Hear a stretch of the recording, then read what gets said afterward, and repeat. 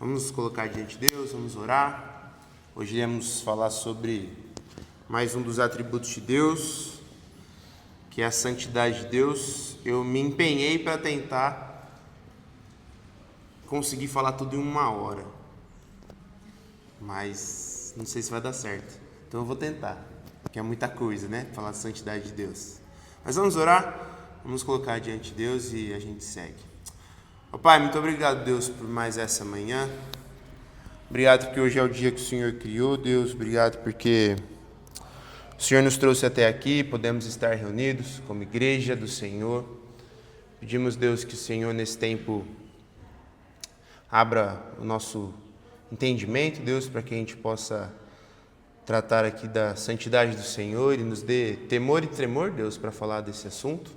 Assim como a cada domingo temos falado sobre o Senhor, sobre quem o Senhor é, os atributos do Senhor. Então, que o Senhor sempre nos traga seriedade e responsabilidade de lembrar que estamos falando do Deus que é santo, santo, santo, o Senhor Criador de todas as coisas, o Senhor que sustenta todas as coisas. Então, que o Senhor sempre nos dê essa seriedade e esse temor diante de Ti, e que Teu Santo Espírito nos instrua mais uma vez para que a gente possa aprender um pouco mais sobre o Senhor e hoje, então, nessa manhã, sobre a Sua santidade. Deus, é o que nós te pedimos, em nome de Jesus.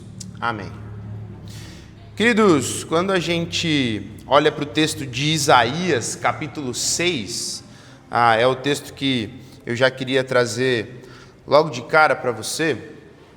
O texto de Isaías, capítulo 6, verso 3, diz: Santo, Santo, Santo é o Senhor dos exércitos, toda a terra está cheia da sua glória, se for pegar o verso todo, mas eu trouxe aqui para você só o início do verso. E ao longo das últimas semanas, você que tem vindo aqui, acompanhado as nossas EBDs, a gente tem trabalhado os atributos de Deus, E eu espero que você tenha percebido que conhecer os atributos de Deus não se resume a apenas um exercício meramente intelectual, A gente não está só estudando esses atributos para você poder aumentar o seu conhecimento apenas sobre Deus ou sobre a Bíblia, mas todo o nosso intuito aqui, meu, do Samuel, do Eduardo, do Tarek, ao trazer as aulas aqui para vocês, a gente tem um intuito que é trazer conhecimento, sim, talvez assuntos aqui que você nem imaginava ou coisas novas que você aprendeu,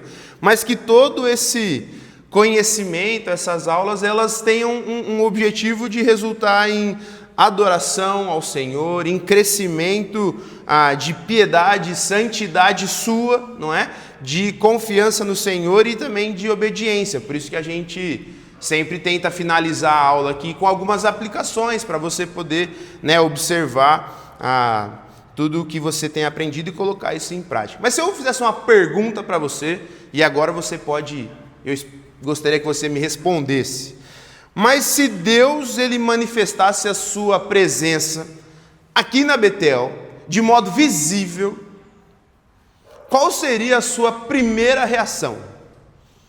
Se Deus aparecesse aqui, de modo visível, você conseguisse vê-lo, qual seria a sua reação? E agora? Eu acho que eu ia prostrar diante dele, ajoelhar. Prostrar, ajoelhar, abraçar. Uma mistura de coisas, acho que eu ia fazer. Certo? Muita coisa. O que mais? Qual seria a sua primeira reação se Deus se manifestasse aqui de modo visível? Espanto, né? Espanto. Ficar maravilhado. Ficaria maravilhado. Alguma coisa mais diferente? A sua reação diante da manifestação visível de Deus aqui? Não? Então tá bom. Não, sim, por isso que, para a gente imaginar qual seria a nossa reação, Porque acho que a gente nem daria conta de presenciar uma manifestação visível de Deus assim, Mas talvez você iria abraçar, queria abraçar, mas talvez alguém poderia sentir medo, né? Talvez, como a Sheila também falou, né, se prostrar, ou você nem sabe o que você ia travar, né? Talvez você nem é tanta coisa que talvez você nem saberia como reagir. Mas eu fiz essa pergunta, eu espero que você tenha pensado em uma resposta, porque essa pergunta, a resposta que você trouxe no seu coração, ou trouxe aqui de modo audível, ela, em certa medida, ela revela um pouquinho sobre a visão que você tem, que nós temos acerca de Deus. Porque tem muita gente que limita Deus a um ser bonzinho, como se fosse um animal de estimação. Tem gente que trata Deus desse jeito. Tem gente que coloca Deus em uma postura de quase como um carrasco, alguém que é sempre ali mandão, meio turrão, não é? E o que eu quero pensar com você é que, ao olharmos para a santidade de Deus, que é o que a gente vai falar aqui mais profundamente agora nessa manhã, é que a gente tem que ter um cuidado de achar que os atributos de Deus são como elementos que Deus ora é um, ora é outro. E a gente tem que ter esse cuidado, porque os atributos de Deus são características de quem Deus é. Então Deus, ele ao mesmo tempo que é santo, ele é amoroso, ele é justo, ele não tem uma prateleira e hoje ele acordou e falou assim, vamos ver o que eu vou ser hoje. Não. E quando a gente fala da santidade, alguns teólogos vão dizer que esse é o atributo central de Deus. Eu tenho um pouco de dificuldade com essa afirmação de ser o atributo central, mas eu entendo, porque tudo o que Deus faz, e a Bíblia traz isso para nós, tudo que Deus faz é santo. Então, o seu amor, ele é santo, a sua justiça é santa, a sua misericórdia, ela é santa, a sua ira é santa, a sua fidelidade é santa e por aí vai. Então, eu quero ver com você, pensando na santidade de Deus, que a santidade de Deus, ela nos diz quem Ele é, que ela revela quem nós somos, que ela explica a cruz, que ela deve transformar a nossa adoração e ela deve também moldar a nossa vida. Então veja, quando a gente pensa no significado de santo ou santidade na Bíblia, no Antigo Testamento a gente tem essa palavra aí, kadash. Essa é se você não sabe uma palavra em hebraico, hoje você já pode dizer que você sabe. Kadash, que ela vai ter alguns desdobramentos, que significa o quê? Né? Separado, único e perfeitamente puro. Quando a Bíblia atribui aqui a santidade a Deus no Antigo Testamento, você deve perceber que Deus, ele é completamente diferente da criação. E por quê? Por que Deus, ele é completamente diferente da criação? Responda. Porque ele é o Criador?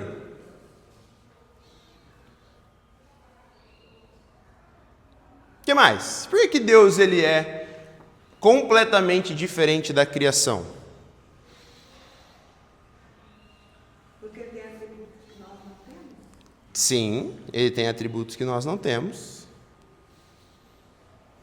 Gente, só eu que falo. O que mais?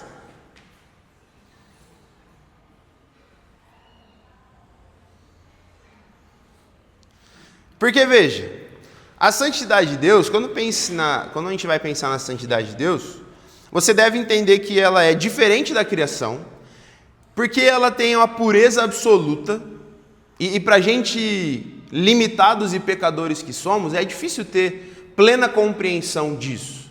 Mas a Bíblia aponta para nós que a santidade de Deus, ela tem uma pureza absoluta, que ela exige justiça, e a gente vai passar aqui por cada um desses itens. Ela molda a nossa adoração, ela produz reverência em nós, ao estarmos diante desse Deus que é santo, santo, santo, e ela transforma o seu povo. É por meio da santidade de Deus que hoje nós somos transformados, e inclusive nós somos chamados de santos. E por que Deus, ele é totalmente de nós? Porque veja, Deus, ele é criador, e nós criaturas.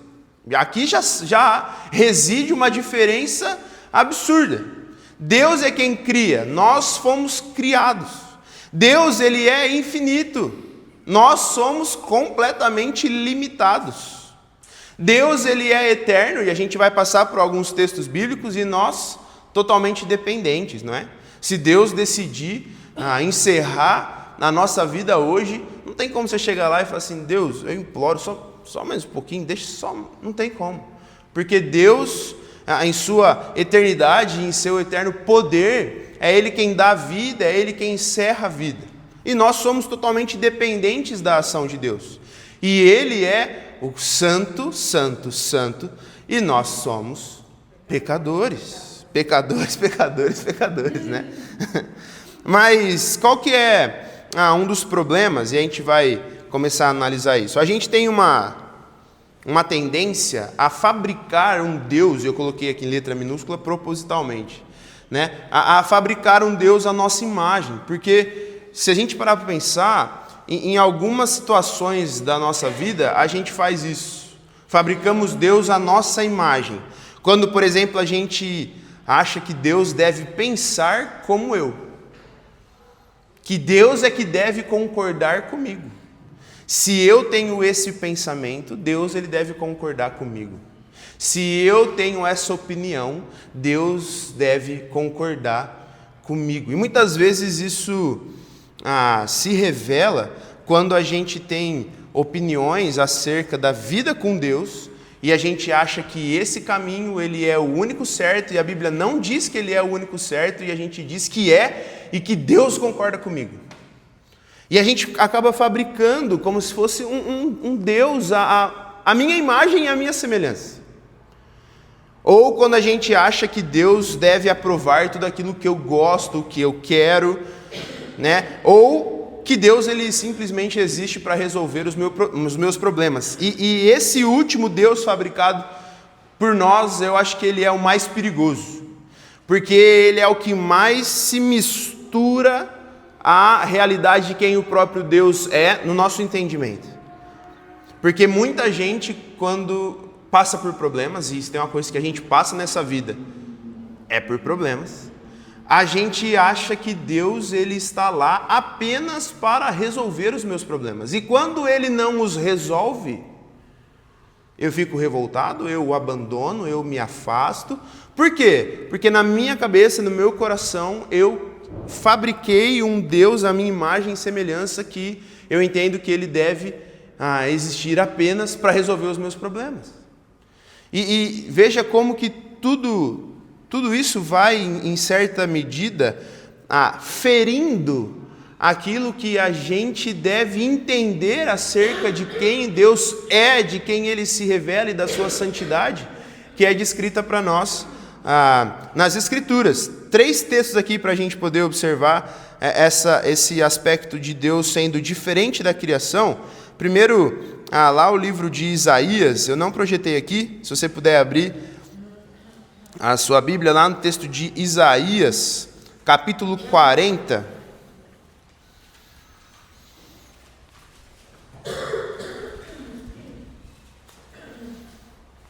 Isaías, capítulo 40,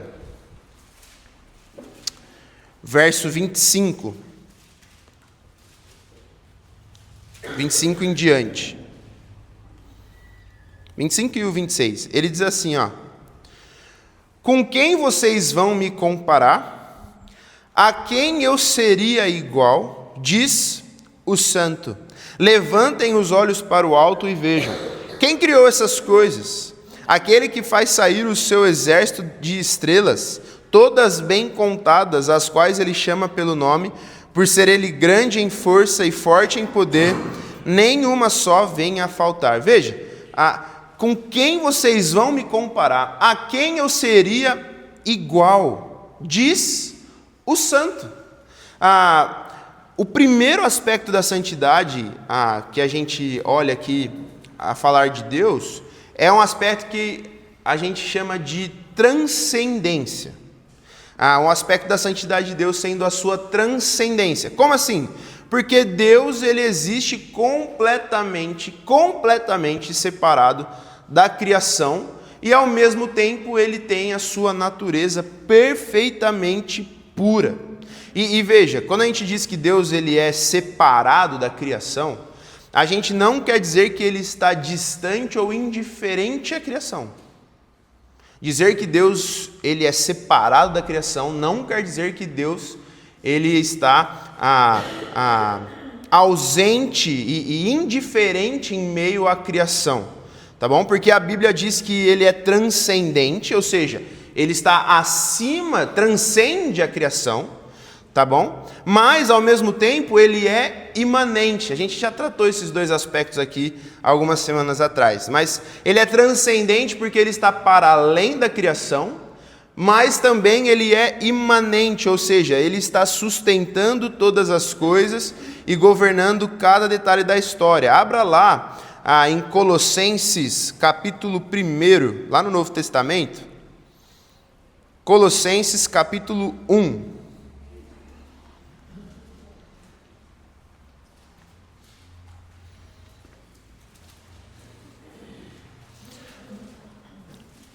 A partir do verso 15.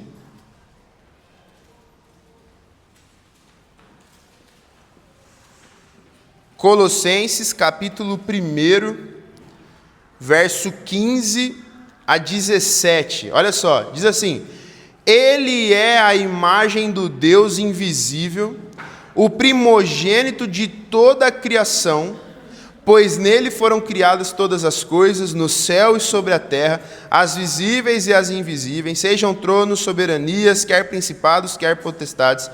Tudo foi criado por meio dele e para ele. Ele é antes de todas as coisas, nele tudo subsiste.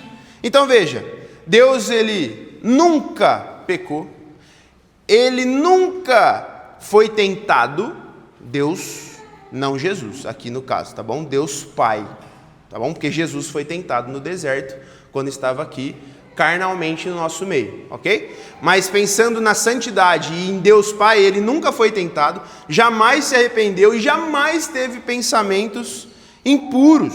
Por quê? Porque Deus, ele é santo e ele não torna-se santo. Essa é uma das grandes diferenças de Deus para nós como criaturas. Nós fomos tornados santos, feitos santos a partir de Jesus. Deus ele não se torna santo, ele é santo. E aqui é onde isso nos ajuda a compreender algo que a gente já sabe, mas a fazer mais sentido talvez, porque pense que Deus ele não faz parte da criação. Em meio à sua santidade, ele é o Criador. Ele não é o maior dos seres criados. Deus não é o maior dos seres criados. Deus ele não é um homem mais poderoso. Ele pertence a uma categoria diferente. Porque ele não foi criado, ele não se limita à sua criação, porque ele é o Criador. Estou tentando fazer toda essa distinção inicial aqui, entre o fato de Deus ser diferente de nós, para a gente poder entrar aqui em alguns textos e em outros aspectos da santidade de Deus, só para a gente ter essa boa distinção, tá bom? Porque essas diferenças, elas vão fundamentar e ajudar a gente a dar sequência naquilo que a gente chama da nossa cosmovisão cristã. Que em poucas palavras, que a gente, se fosse falar aqui de cosmovisão cristã, a gente poderia gastar um ano falando sobre esse assunto, mas é basicamente a ideia de como nós enxergamos o mundo e todas as esferas do mundo, da sociedade, a partir da ótica cristã do Evangelho e das Escrituras. Então a Bíblia molda não somente a minha vida, mas tudo aquilo que eu faço a partir daquilo que eu entendo ser, uma vez, então, filho de Deus. Então, a maneira como eu assisto um filme, como eu vou a determinado lugar, a música que eu escuto, o lugar que eu frequento, os relacionamentos que eu tenho, tudo isso vem a partir, as opiniões que você tem, sejam elas políticas, teológicas ou em qualquer outra esfera de assunto, tudo isso vem a partir daquilo que a gente chama da nossa cosmovisão. Então, para falar da santidade de Deus, a gente precisa ter claramente essa distinção de Deus, que nunca pecou, que nunca foi tentado, que jamais se arrependeu, que jamais teve pensamentos impuros, para nós, criaturas que pecamos, somos tentados e por vezes caímos, que diversas vezes nos arrependemos e que infelizmente por diversas vezes temos pensamentos impuros e por aí vai. Para lembrar que Deus, ele é santo. Ele não foi tornado santo. Tranquilo isso? Isso é... fica algum ponto aqui a ser trabalhado? Não? Porque veja que quando a gente pensa ainda que a santidade de Deus nos faz diferentes da criação, não é? Que Deus ele é diferente da criação, a gente dá um passo a mais e a gente percebe que a santidade de Deus ela exige justiça. Como assim? Veja, Deus é santo quando nós olhamos para nós mesmos e percebemos que somos pecadores, só deve haver uma reação da parte de Deus ao lidar com o pecado. Naturalmente falando, um Deus que é santo, perfeito, puro, ao lidar com o pecado, a única reação que a gente poderia esperar de um Deus santo ao lidar com o pecado é que o pecado ele merece juízo. Não há outra opção, pensando na santidade de Deus, ao entrar em contato então com a gente, pecadores miseráveis que somos. E aí quando a gente olha para as Escrituras, a gente vê que o pecado merece juízo, mas que Cristo vai receber o castigo, né? O juízo que deveria ser nosso. Ele é colocado em Jesus, e então nós recebemos o perdão, e aí é por isso que Deus hoje se relaciona com a gente, sem nos fulminar, sem nos matar imediatamente, porque ao olhar para mim e para você, ele enxerga Cristo primeiro. E é por isso que a gente pode ter um relacionamento hoje com Deus. Porque tamanha é a santidade do Senhor. E então, em seu maior estado de pureza e perfeição, que a gente não teria condições nenhumas de nos chegar ao próprio Deus. Por isso que a gente, ao olhar para os nossos corações, João Calvino ele dizia algo interessante para nós, que o nosso coração é uma fábrica de ídolos. E a gente tem, e eu estou batendo bastante nesse ponto ainda, porque, de novo, né, a gente tem uma tendência a fabricar Deus à nossa própria imagem. E a gente tem que ter esse cuidado, porque Deus ele é santo e a Bíblia aponta para nós como ele é, e isso para nós deve ser suficiente. O problema é que a gente olha para o que a Bíblia diz e a gente quer colocar coisas ainda em quem Deus é e fabricar Deus à nossa imagem. E a gente tem que ter esse cuidado, porque a gente quer sempre colocar Deus no nosso nível. E quando a gente olha para as Escrituras, em alguns textos que a gente já passou, a Bíblia faz exatamente o contrário. É um convite a mim e a você a subir a nossa visão sobre Deus e a chegarmos lá. Só que qual que é o problema? A gente não consegue chegar lá. Por isso que a gente precisa de Jesus. Então eu quero bater nessa tecla aqui, porque senão a gente limita Deus a meras opiniões e não aquilo que Ele mesmo traz para nós acerca de quem Ele é, a sua transcendência, a sua santidade, e isso deve gerar em nós mais humildade, temor e tremor diante de Deus, tá bom? Então, veja, a santidade de Deus exige justiça. Eu tentei trazer aqui esse slide aqui.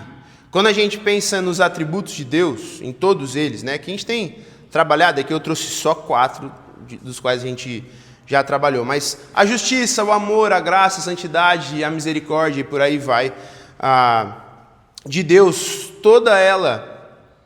todos eles, para nós, a gente só consegue percebê-los, e dentro daqueles atributos que são comunicáveis, lembra que a gente falou lá atrás dos atributos incomunicáveis de Deus, que só pertencem a Ele, E os comunicáveis que pertencem a Ele, Ele compartilha com a gente. Então, a possibilidade de amar, a possibilidade de praticar a justiça, de sermos graciosos, de sermos inclusive santos, porque agora nós somos santos, porque em Jesus nós somos feitos santos. Mas que tudo isso só vai funcionar porque Deus ele deu o primeiro passo.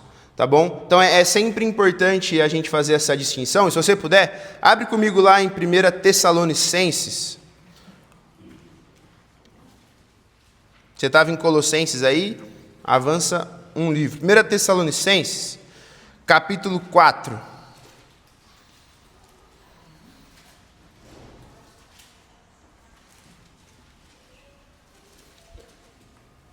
A partir do verso 1. 1 Tessalonicenses, capítulo 4, do verso 1 ao verso de número 3. 1 Tessalonicenses 4, de 1 a 3. Diz assim, finalmente, irmãos, pedimos a vocês e os exortamos no Senhor Jesus, que assim como aprenderam de nós a maneira como devem viver e agradar a Deus, e efetivamente o estão fazendo, vocês continuem progredindo cada vez mais. Porque vocês sabem quantas instruções demos a vocês da parte do Senhor Jesus. Atenção no verso 3. Pois a vontade de Deus é a santificação de vocês, que se abstenham da imoralidade sexual, e aí Paulo vai continuar aqui. Mas a vontade de Deus é a santificação de vocês. Veja, a santidade de Deus, por um lado, ela não é adquirida, mas a nossa santidade, ela é recebida da parte de Deus e nós estamos em processo de crescimento e constante transformação. Enquanto Deus é santo, nós recebemos agora a santificação e a gente pode caminhar em crescimento mediante a santidade que nos foi dada da parte de Deus. Por quê? Essa é a vontade de Deus, que é a santificação de vocês. Por isso que, veja, a gente ainda luta contra o orgulho, contra a inveja, contra o egoísmo, contra a impaciência, contra os nossos desejos, carnais, pecaminosos. E mesmo regenerados, mesmo salvos, a gente ainda luta com a nossa velha natureza. E aqui de novo somos distintos de Deus, porque Ele é santo. Deus ele não luta com a sua natureza pecaminosa, porque Ele não a tem, porque Ele é perfeito. Ele nunca precisou lutar contra o pecado. Deus nunca precisou vencer uma tentação, porque Ele é o maior estado de pureza e santidade. Então, quando a gente olha para outros textos, tipo Tiago capítulo 1, você não precisa abrir, eu vou abrir aqui rapidinho só para você. Tiago capítulo 1, verso 13, vai dizer para nós assim, ninguém ao ser tentado diga sou tentado por Deus, porque Deus não pode ser tentado pelo mal e Ele mesmo não tenta a ninguém. Ao contrário, cada um é tentado pela sua própria cobiça, quando essa o atrai e o seduz. Então veja, Deus, Ele não pode ser tentado. Por quê? Porque Ele é santo, santo, santo. E aí pensando então que em meio à santidade de Deus, Deus é diferente de nós, no aspecto da criação, que ela exige justiça. E aí então, se Deus é amor, como nós dizemos, por que Jesus precisou morrer? Se Deus é santo, Ele é amor, por que então que Jesus, Ele precisa morrer? Porque Ele é justo. Porque o pecado tinha um preço de sangue. Para a nossa salvação. Exatamente. Porque veja,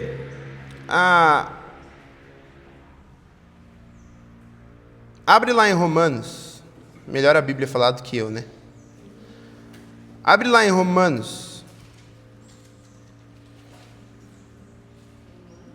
capítulo 8.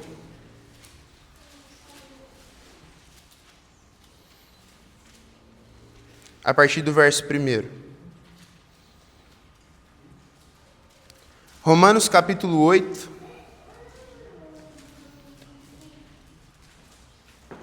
do verso 1 ao verso 4. Romanos 8, do 1 ao 4. Diz assim: agora, pois, já não existe nenhuma condenação para os que estão em Cristo Jesus. Porque a lei do Espírito da vida em Cristo Jesus livrou você da lei do pecado e da morte. Porque aquilo que a lei não podia fazer, por causa da fraqueza da carne, isso Deus fez, enviando o seu próprio Filho, em semelhança de carne pecaminosa, no que diz respeito ao pecado. E assim Deus condenou o pecado na carne, a fim de que a exigência da lei se cumprisse em nós, que não vivemos segundo a carne, mas segundo o Espírito. Veja, por que Jesus precisou morrer? Na cruz acontece algo extraordinário. Deus, ele não escolhe na cruz entre ser santo ou entre amar e ser misericordioso. Ele faz tudo isso ao mesmo tempo. Por isso que eu quero voltar aqui e lembrar você que os atributos de Deus não são peças do guarda-roupa de Deus que ele as veste quando ele quer. Porque na cruz a gente vê a santidade de Deus sendo revelada, o seu amor sendo revelado, a sua misericórdia sendo revelada e a sua justiça sendo revelada ao mesmo tempo. Porque nenhum atributo de Deus foi colocado de lado na cruz. Deus não deixou de ser santo para amar, Ele não deixou de amar para permanecer santo. Não há como a gente separar tudo isso. Mas em perfeita harmonia, na cruz, a gente consegue observar os atributos de Deus ali sendo manifestados enquanto o pecado estava sendo castigado em Jesus. Porque é nele, é Ele que recebe esse castigo. E veja que Cristo não morreu para te dar um exemplo de amor. Porque Ele é o nosso substituto. A culpa que era nossa, e talvez você sabe disso, né? Mas a culpa que era sua, que era minha, foi colocada sobre Ele para que a justiça que era dele fosse creditada a você e a mim. Por isso que a cruz revela a santidade, justiça, o amor e a graça, tudo ao mesmo tempo, sem diminuir nenhum desses atributos. Por isso que também que Jesus precisou morrer. Porque ainda em Romanos, só que no capítulo 3, quando a gente olha para os versos 25 e 26,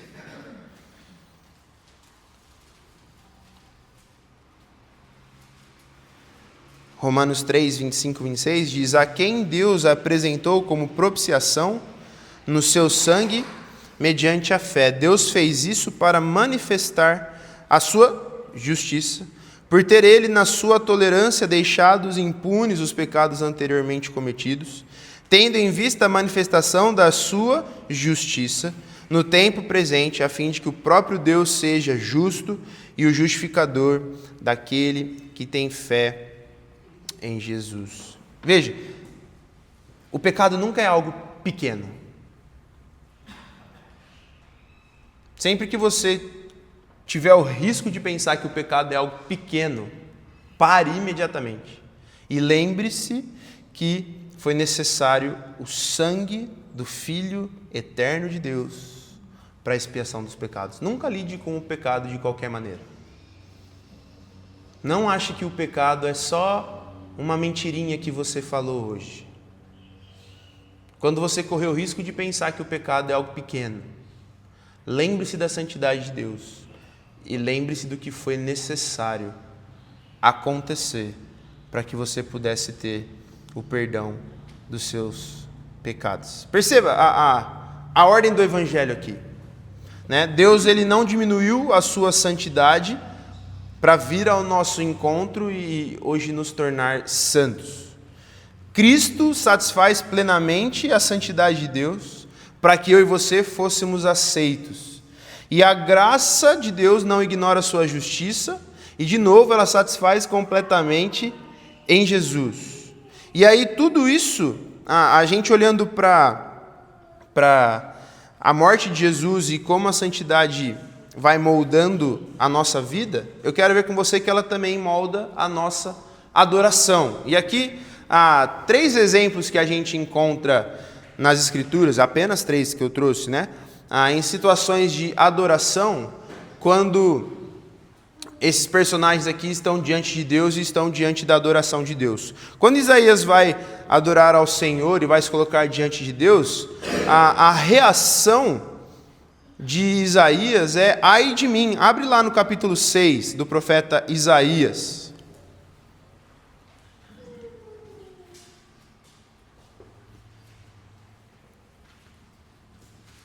Isaías capítulo 6, a gente leu o verso 3 no começo.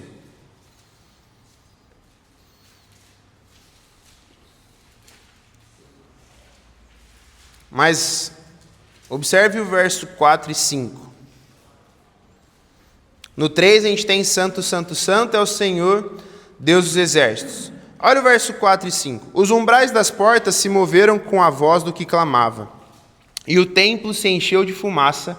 Então eu disse: ai de mim, estou perdido, porque sou homem de lábios impuros e habito no meio de um povo de lábios impuros, e os meus olhos viram o Rei, o Senhor dos exércitos. Então um dos serafins voou para mim, trazendo na mão uma brasa viva que havia tirado do altar com uma pinça. Com a brasa tocou minha boca e disse: eis que essa brasa tocou os seus lábios, a sua iniquidade foi tirada e o seu pecado perdoado. Depois ouvi a voz do Senhor que dizia: quem enviarei? E quem há de ir por nós? E eu respondi: eis-me aqui, envia-me a mim. Então ele disse: vá e diga a esse povo: ouçam, ouçam, mas sem entender, vejam, vejam, mas sem perceber. Veja, o início aqui da adoração de Isaías perante o Senhor é: ai de mim.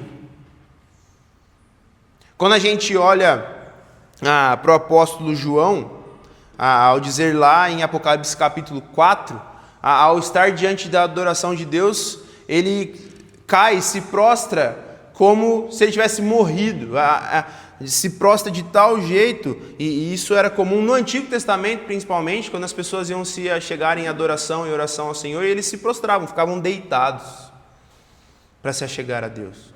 Então veja que a santidade de Deus, ela molda também a nossa adoração. E hoje em dia a gente vê tantas pessoas, né, que às vezes se perdem em querer que em momentos de adoração, e onde essa adoração deve ser a Deus, a gente vê pessoas que se perdem e fazem com que as outras pessoas adorem a elas mesmas. Por isso que a gente precisa compreender sobre quem Deus é e a sua santidade, porque senão a gente corre esses riscos de, ao invés de adorarmos a Deus, como Romanos capítulo 1 vai dizer, a gente tornar essa adoração e canalizá-las à própria criatura e a nós mesmos.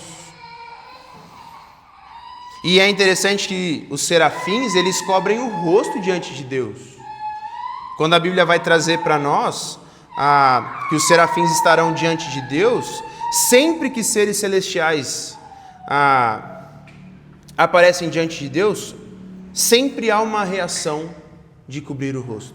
Veja, há reverência, há temor, há adoração. E aqui eu trouxe 3 situações, e eu tentei fazer isso propositalmente, completamente diferentes. Porque Isaías está num contexto de estar no templo. João, ele está aqui contemplando o céu. E os serafins estão na presença de Deus. 3 situações completamente diferentes, mas a mesma reação: profunda reverência diante da santidade do Senhor. E isso traz para mim e para você um aspecto aqui de reflexão, não é? Como que nós nos achegamos diante do Senhor? Com temor com reverência? Ou de qualquer jeito?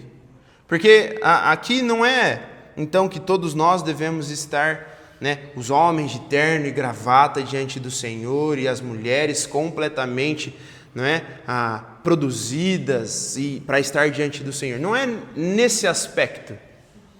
Mas como que o nosso coração se encontra? Porque, de novo, lembra da cosmovisão? Porque a maneira como eu encaro o próprio Deus vai revelar a maneira como eu me porto diante do próprio Deus. E isso vai influenciar a maneira como eu me visto para estar diante do próprio Deus. A maneira como eu me achego diante do próprio Deus.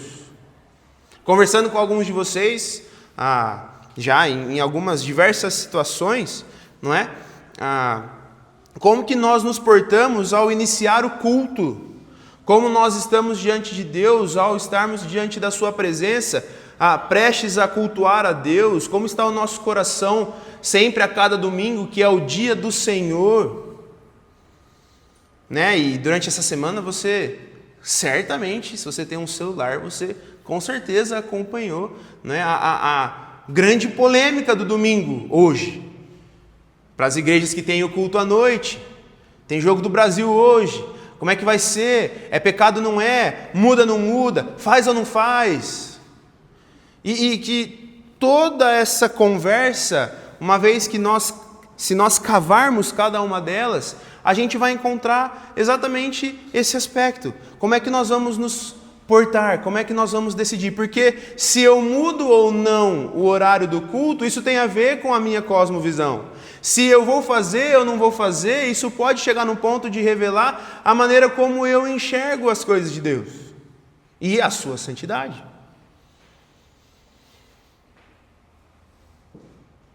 E aí Isaías tem uma reação, João tem a mesma reação, os serafins a mesma reação de reverência diante de Deus. Por quê? Porque a santidade de Deus deve produzir em nós temor, tremor e tamanha admiração que a nossa reação é: eu não sou digno de estar aqui, mas eu ainda estou.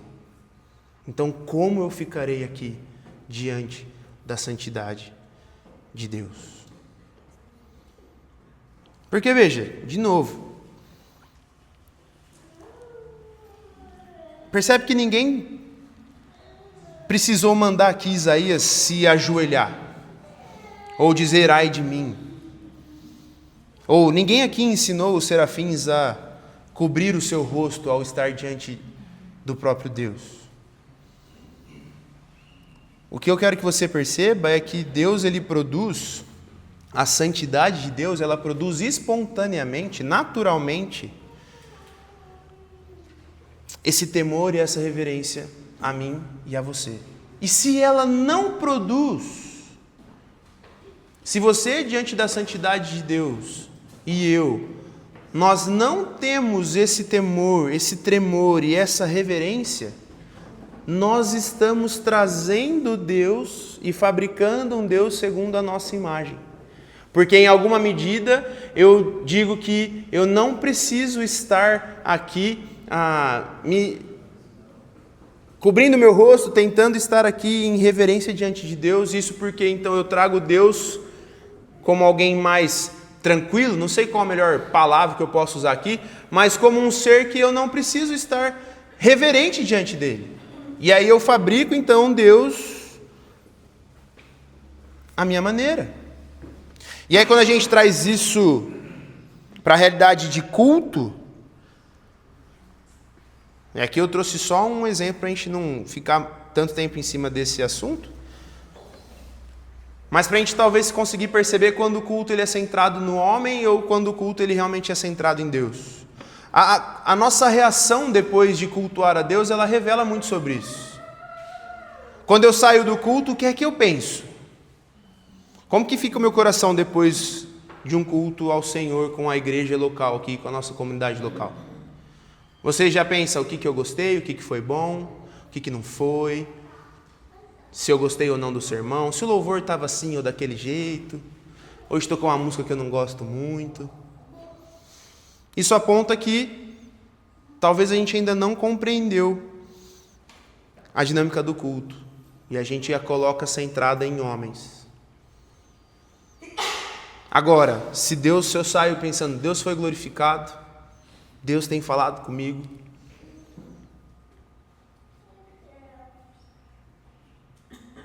a gente consegue dar passos nessa compreensão de que o culto ele está centrado no Senhor. Porque a gente costuma inverter, não é? Normalmente a gente traz ideias do tipo, não, hoje eu vou louvar porque eu fui abençoado. Não, hoje eu vou no culto porque a semana foi uma bênção. E aí a gente coloca condições para cultuar a Deus e estarmos juntos aqui com os irmãos em comunhão. Enquanto a Bíblia diz, louve a Deus porque Deus continua santo. Porque quando a semana não for tão abençoada do jeito que você gostaria, você não estará, você não adorará, você não se reunirá com a igreja? Porque eu louvo e adoro ao Senhor porque Ele continua santo.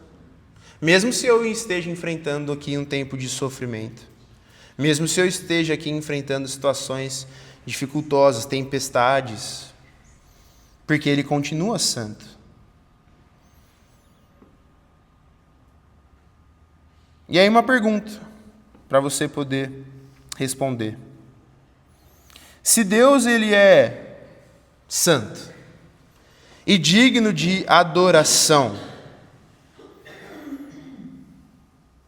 o que é que a gente faz ou o que é que a gente poderia fazer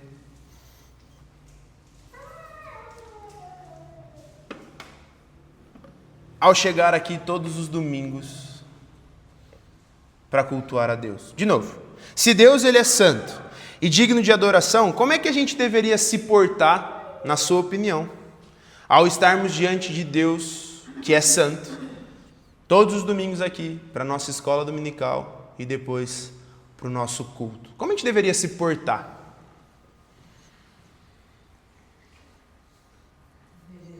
Com reverência. Com amor.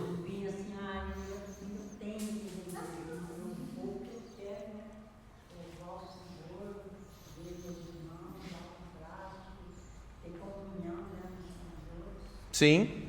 Eu acho assim, de todos os anos que eu sou cristã, o mais que eu acho mais maravilhoso é isso. A gente não conhece uma pessoa, né? Por exemplo, se torna irmão e a gente ama aquela pessoa, né?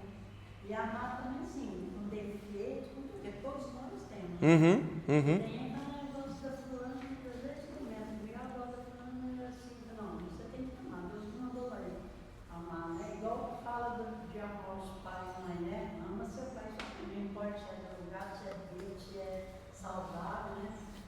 Então, acho que a verdadeira é assim, o verdadeiro amor, né? Veja, como que você se prepara para o dia do Senhor? Pense, não precisa responder. Como que você se prepara para o domingo? Como que fica o seu coração para o culto? Você tem a disposição de vou assistir mais um culto? Ou tem uma disposição de vou participar do culto? Porque isso revela como nós entendemos a santidade de Deus. Quando vamos ler a Bíblia, no nosso culto, na liturgia, na pregação ali, a nossa mente está voltada para poder ler e ser alimentado pela palavra do Senhor, ou minha cabeça está longe? Quando eu estou cantando no louvor, eu estou refletindo o quê? Eu estou refletindo ali, pensando sobre o que eu estou cantando, as palavras que eu estou dizendo? Ou eu estou no automático, é apenas um momento do culto, onde pelo menos eu fico em pé, tem uma música boa e eu consigo ficar mais acordado? E depois do culto, eu vou embora. A minha reverência continua diante do Senhor durante a minha semana? Porque, gente, a nossa reverência não começa quando o culto inicia e termina quando o culto acaba com a bênção apostólica. A nossa reverência é fruto de um coração que reconhece que nós estamos diante de um Deus que é santo. Porque, veja, intimidade com Deus, que é algo que a gente pode desfrutar e é uma bênção, um privilégio, ela não elimina, não exclui a reverência. O próprio Jesus, ao se dirigir a Deus Pai, e tendo completa intimidade com Deus Pai, se dirige dizendo Pai Santo.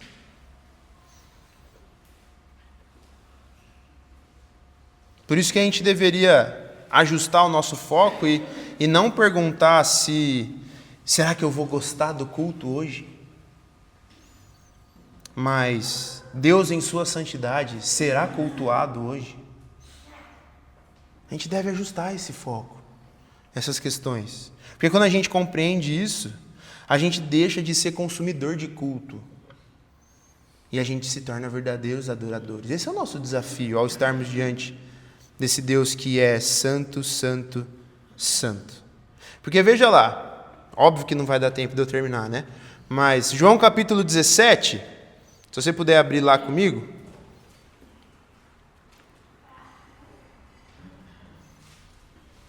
João capítulo 17, verso 11.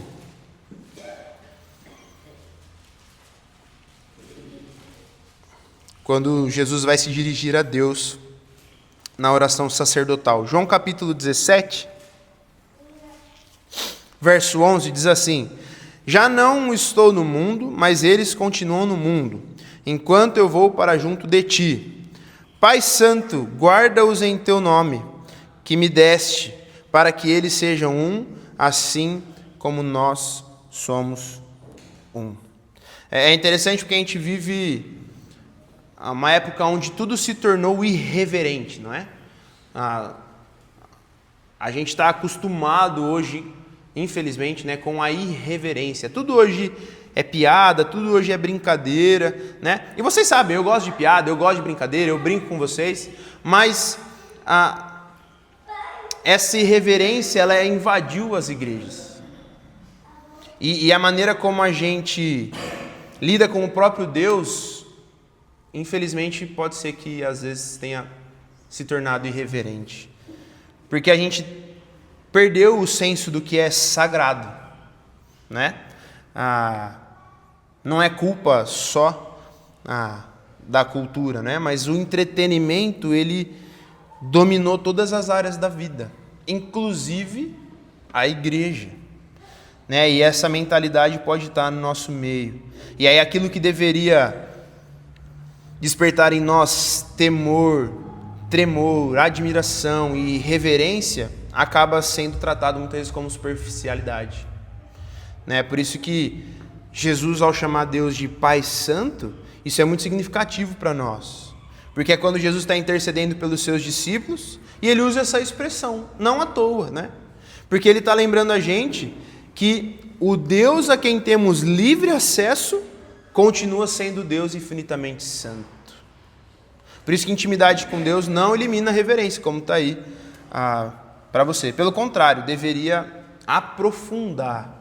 Quanto mais eu conheço a Deus e me torno íntimo do Senhor e mais o amo, mais e mais o conheço, isso não deveria me fazer mais e mais irreverente. Pelo contrário, isso deveria me fazer ser mais e mais reverente. Porque reverência não tem a ver com frieza, nem só com formalidade ou cara fechada, né? Tem gente que encara isso como reverência. Mas em Jesus, a gente hoje não se aproxima como escravos aterrorizados, né? O que será que vai acontecer com a gente? Não, mas como filhos que foram adotados. E como que a gente deve chegar diante de um pai? É isso que a gente tem que pensar. Porque se realmente nós cremos que Deus é santo, isso transforma detalhes da nossa vida. Por exemplo, a maneira como você usa o nome de Deus, A forma como você participa do culto, já falamos disso. A sua postura de oração. Entendendo que você está conversando com o Criador dos céus e da terra. Veja, não precisa usar palavras rebuscadas e bonitas. Você use as palavras que você tem no seu vocabulário.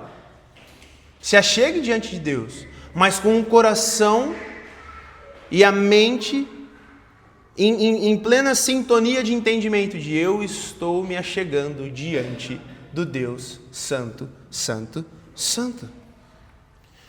Porque reverência não é o volume da voz que você ora. Porque tem gente que ora, não é? Mas tem gente que ora baixinho. E isso não tem a ver com reverência. Mas como você tem cultivado o seu coração? Você tem buscado ser mais, olhando, para a sua vida, você tem sido mais reverente diante do Senhor e da sua santidade? Ou você tem sido mais irreverente? Como que você tem lidado? Pense nisso. Porque veja, para a gente... Vamos. Aí.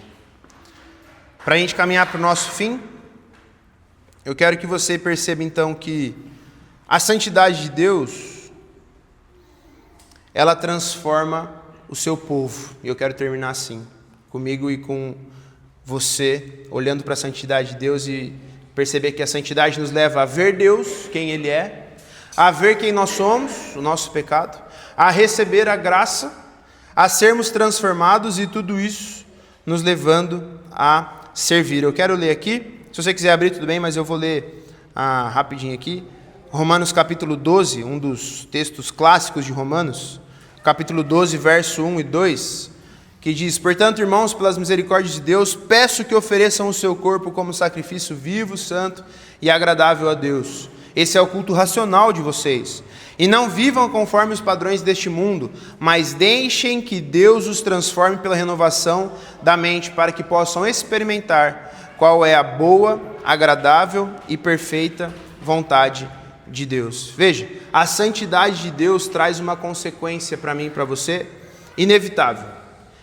Quem contempla a santidade de Deus nunca permanece igual. Se você desfruta e contempla da santidade de Deus, você jamais continuará do mesmo jeito. Então, se você olhar para a sua vida de igreja, o seu tempo de igreja, e você não mudou, não cresceu, não amadureceu, acenda um alerta, porque pode ser que você não tenha desfrutado e participado ainda dessa santidade. Porque é inevitável. É uma consequência inevitável. Porque a Bíblia, ela nunca apresenta o conhecimento de Deus com um fim em si mesmo de ser apenas conhecimento. Sempre que alguém conhece o Senhor, a sua vida é transformada. Por isso que o conhecimento teológico deve promover e produzir em você transformação e piedade. Conhecer mais sobre Deus deve nos levar a viver, a sermos mais parecidos com Jesus. Isaías viu Deus, depois ele viu o seu pecado, ai de mim. Depois ele foi purificado, como lemos lá no capítulo 6. Depois ele foi enviado. Sempre é nessa ordem. Sempre. Visão de Deus, quebrantamento do pecado, purificação, missão. Sempre, sempre, sempre. Veja, Isaías não começou olhando para si mesmo. Ele começa olhando para Deus. Depois de contemplar a santidade de Deus, ele conseguiu compreender a realidade do seu coração. E aí às vezes a gente faz o contrário. A gente quer mudar o nosso comportamento, as nossas ações, sem antes contemplar a santidade de Deus. Mas a gente contempla a santidade de Deus e depois nós somos transformados, porque ao olharmos para Deus, nós temos a realidade do nosso coração escancarada. Por isso que nós não escolhemos a Deus, por isso que nós não buscamos a Deus. É Ele quem vem ao nosso encontro. Porque é Ele que vem ao nosso encontro e a gente tem a realidade escancarada do nosso coração. Por isso que esse é o padrão. Deus vem ao nosso encontro. Nós temos então esse quebrantamento, somos purificados e então nós temos a nossa missão. Por isso, veja, o objetivo de tudo isso, de olharmos para a santidade de Deus, é a gente poder então servir. E aqui eu resumi servir em toda a nossa vida com Deus. Estarmos diante dele, estarmos com a sua igreja, estarmos servindo a Deus, pregarmos o Evangelho, darmos bom testemunho. Por isso, quanto maior a nossa visão da santidade de Deus, maior será a nossa admiração pela graça de Cristo. E aí eu queria terminar com essa frase do Sproul, onde ele diz que o problema da nossa geração não é que Deus seja santo demais, mas que a gente tenha uma visão pequena demais da sua santidade. E o meu desejo, enquanto pastor da Betel, é que a gente possa caminhar cada vez mais para ser uma igreja que não tem uma visão pequena demais da santidade de Deus, mas para que a gente possa cada dia mais nos achegarmos diante desse Deus que é santo, santo, santo. E assim, de novo, para você pensar, o que aconteceria, qual seria a sua reação se Deus se manifestasse de modo visível aqui para você? Eu espero que a sua resposta seja parecida com a de Isaías.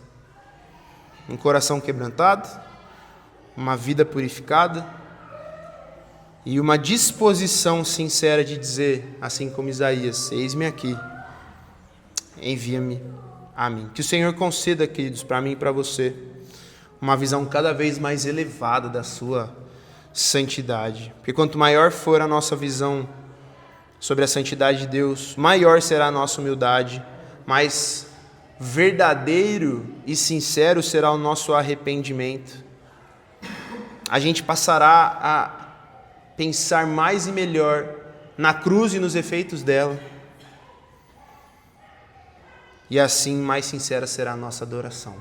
Que esse seja o nosso desafio, né? E que o Espírito Santo forme em nós um coração que reflita a santidade daquele que é santo, santo, santo. Amém? Vamos orar, queridos, e vamos para o nosso cafezinho. Ó Deus, muito obrigado pela oportunidade de falarmos da Tua santidade, Deus. E pedimos que o Senhor nos ajude a poder sermos mais reverentes e ao contemplarmos a Sua santidade, que o Senhor nos ajude, Deus, a